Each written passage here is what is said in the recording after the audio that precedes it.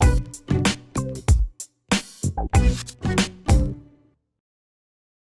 everyone, I'm Lillian. And I'm Felipe. We are the Postmodern Family. We are Americans living in the UK, living a traditional life. We make 3 new videos a week, so we encourage you to subscribe. Follow us on Instagram, Twitter, Facebook, and even on our website. But also join us as patrons at patreon.com/thepostmodernfamily. Today we're going to react to The Four Feathers.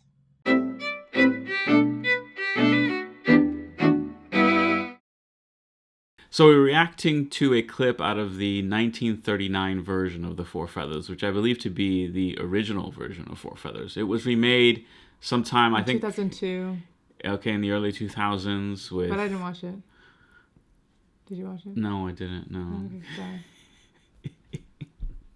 sorry. It's a train starting. Just the train. So it was remade in 2002, and was it Heath Ledger? I didn't watch it, so I have no idea. Okay.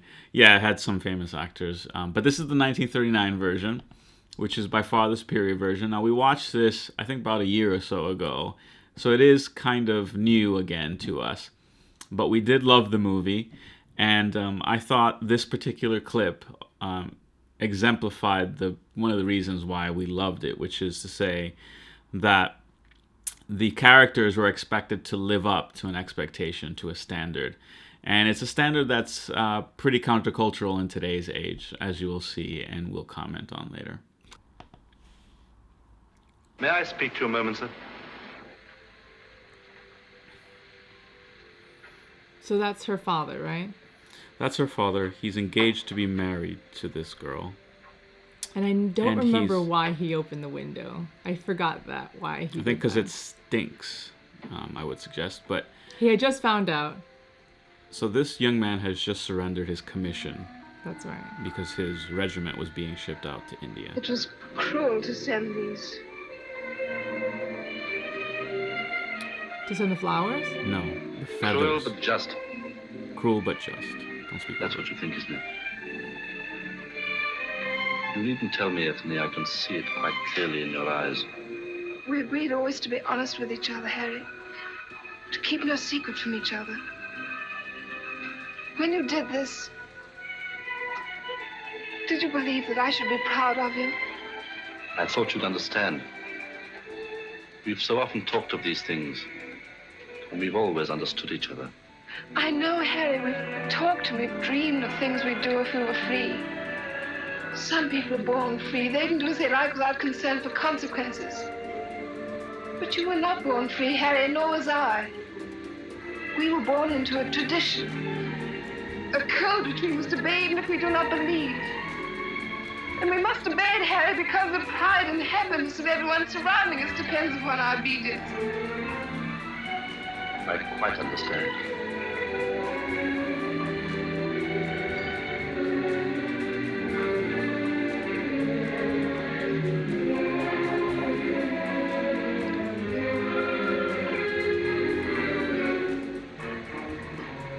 There should be 4 feathers here.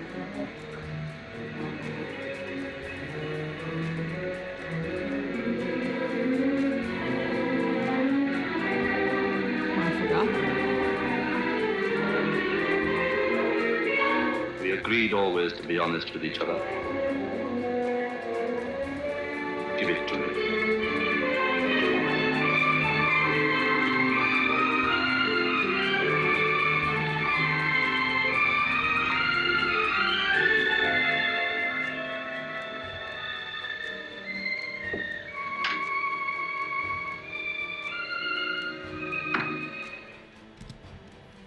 So there are several elements to comment on here. On the superficial surface is the acting, I would say. So I really liked how the girl, when she begins to speak, she's looking away from him first. She said, when you decided to do this, did you think I would react in a certain way or something? And as she says, she finishes that. As she finishes, how did you think I would react?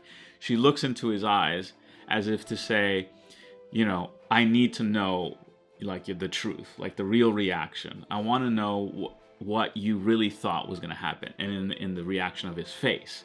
And she doesn't drop his gaze, because I thought initially she's talking down, she's like afraid, she's not sure what happened, and she's afraid of his reaction because she's talking away from him or looking away. And then she looks up at him and keeps his gaze the whole time until she turns her back to him at the end. So I thought it was a really good way. Like, it meant that the woman, it was in a sense rebuking him, and she was playing that out really well. She wasn't like screaming or anything, but she was very present and looking right at his eyes, and I thought that was good acting. So then that's on that level. But the main thing that stands out culturally, number one of the movie, and that clip exemplified, is that there isn't an undercurrent or an overcurrent of shame for the Empire.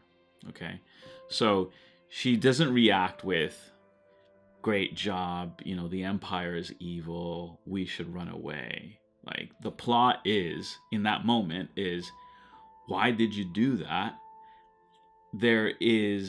We are servants to a greater cause. What I remember is that there was another officer who had courted this girl, and he was expecting fully that she was going to be with him. Oh, right. And but he actually, to the surprise of everyone, won her. Like, swooped in. Yeah, and I think, if I remember correctly again, he was the son of Big Shot or something. And so everyone sort of begrudged him because they thought he was... he didn't deserve his position, or he had something to prove, essentially. He was the young sort of runt of the officer corps. And so then But why is that relevant? So what do we need to... So then why did he decide to quit? Well, he... I think he disagreed with the reason... Yeah, with the war. And why England should be there in India. Right. What does the feather symbolize? The feather symbolizes cowardice. I think people would interpret that modernly because they don't know they just don't know the context or the worldview.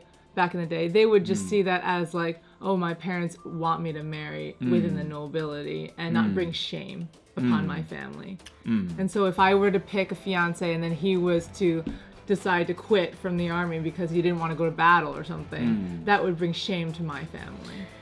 Yeah, so it's really interesting because you could see it in societies that begin to just uphold the code for the code's sake, and they don't understand that the code is an instrument for a greater thing. And so the people who say, oh, I don't want to marry you because that would bring shame to my family, they're sort of, I would say, worshiping the code or trying to serve the code and not serve the ultimate purpose of the code. Okay. So the ultimate purpose and the reason why there is a code is, as she says, is because the happiness and the prosperity and the well-being of the nation, I think, is the way I read it, depends upon their service. And so to forego that is unvirtuous, is scandalous. Right. And that's why she said, like, we talk about being born free of this code, free of this expectation. And it's nice to talk about, but we're not born free. Anyway. So I think I interpreted that like totally differently. So, I mean, okay, I really like this movie and especially this scene because of that same key phrase about being born into a tradition. And that if you shirk this tradition, basically, then you're letting the whole system down. And not the system, but the people who rely on the system. Let's take it totally out of context and let's just go to like, let's say it's normal for people to be gluttonous and eat whatever they want all the time and get super fat. Okay. Yeah. Now, modern day, I mean, there is shame in that, and then no, not really. There's body positivity. Okay, but I heard on the radio an advertisement for advertisement saying obesity is the number one risk factor in causing cancer. And it was lambasted and very controversial. Oh, really? It was, yes. Well, anyway. What is it okay in today's society to shame someone for? Yes. What is the answer to that? I think I thought smoking, obesity. smoking in the U.S. at least. Okay. Drunk driving for sure. Okay. Yes. Okay. So, and those are very obvious things that Mm-hmm. are bad. Okay. Now, just imagine that if you have men who think it's okay to just quit, even though they've said that they would fight, and just Yeah. turn around and go, I'm not going to go to a battle. Yeah, I mean, yeah. clearly, your country would be in dire straits. Like, you would Mm-hmm. not win your battles. You would have people to fight with, Yeah. etc. If that was not considered shameful. Yes. Yeah. Mhm. So that's why it's out of necessity. I think that it is good to shame people to make sure that they keep to their word and that they're going to go out and fight when needed. Yeah, so it brings unfortunately, to bear the question of, is it okay to shame yes. in society? And my answer is yes. But it's But yet the becoming less and question less so, is- is what you're saying, right? It's becoming that there are fewer and fewer Reasons. things and reasons that you're allowed to shame people for. Okay, I see. I mean, think about a very obvious example that we deal with today is how you raise your children. Mm-hmm. Okay, so if you have a child and they are Out of control. or maybe they're being completely disrespectful to their teacher, let's say. Okay, let's say their teacher told them to do something and the kid, instead of doing it, they also said, I hate you, I'm not listening to you, or something like that. Okay, now in the modern day, it seems like we're not allowed to tell our child that they were being wrong, they were behaving incorrectly, that they should be ashamed of that behavior. And instead, we have parents somehow defending their children when they're doing this, or blaming the teacher that you're not teaching my child right. You know, like that's why they're reacting like this.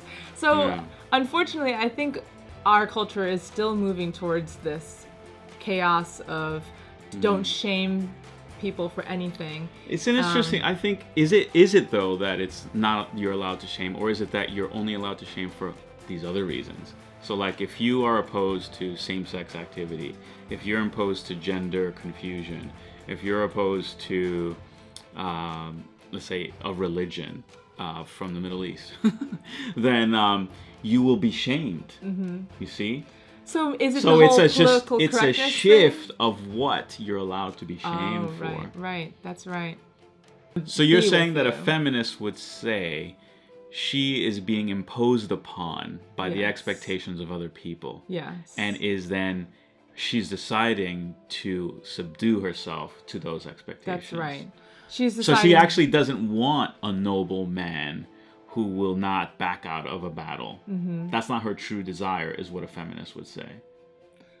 I don't know. Maybe a feminist would say that, yeah, they don't want to be with a loser like that. I think a feminist would want to be with a man who could be subdued. I don't know. That's just way too red pill for this. I don't think anyone knows what you're talking about if you were to say that. Though I agree with you. think- So difficult, I think, yeah. for the modern person to look at this woman and think, wow, she's being really virtuous because she is abiding by the traditions that she's brought up with. Yeah, so the question is, Yeah.